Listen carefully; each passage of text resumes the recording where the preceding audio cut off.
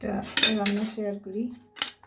তো এই কড়াইটার মধ্যে আমি একটু ভাজি করে নিয়েছি আর ধুইনি। এর মধ্যে দিয়ে দিচ্ছি পেঁয়াজ, বেশ খানিকটা পেঁয়াজ দিলাম।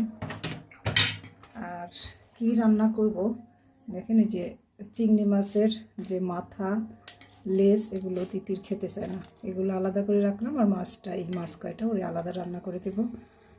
এগুলো তার সাথে ছোট্ট একটা ইলিশ মাছ, এটাকে বলা হয় ইলিশের বাচ্চা ইলিশ।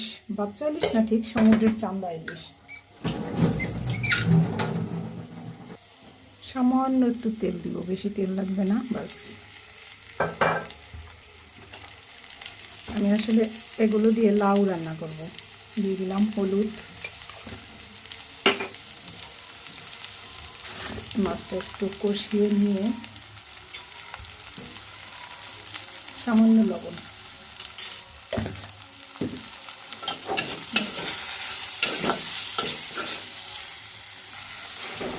এটা অল্প আঁচে করতে হবে, নাহলে তো লেগে যাবে। অল্প আঁচে একদম এটা ঢাকা দিয়ে রাখলাম।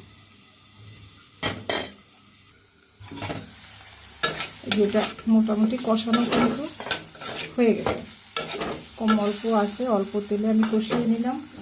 এবারে লাউটা আসলে সময় বাঁচানোর জন্য সিদ্ধ করে দিয়েছিলাম, সেটা দিয়ে দিলাম।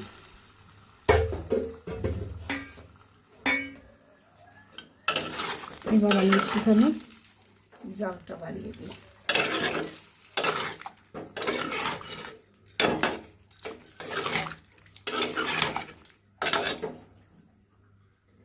এবার আর ঢাকা দিব না, জালটা অল্প একটু বাড়িয়ে দিলাম। হতে